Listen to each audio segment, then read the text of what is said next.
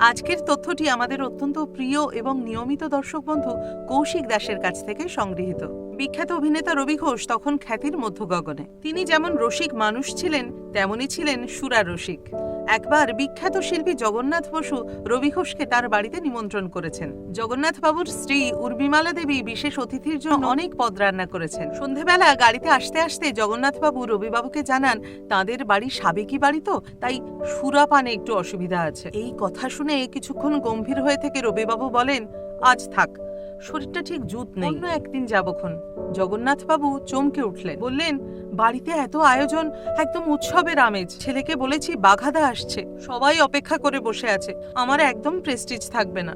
যাই হোক, অবশেষে রবিবাবু ঠিকই এসেছিলেন এবং সেদিন সুরা ছাড়াই খাওয়া দাওয়া এবং গল্পগুজব করে রাতটা দারুণ কেটেছিল। কৌশিক বাবুকেও আন্তরিক ধন্যবাদ ও কৃতজ্ঞতা এই সুন্দর তথ্যটি আমাদের পাঠানোর জন্য।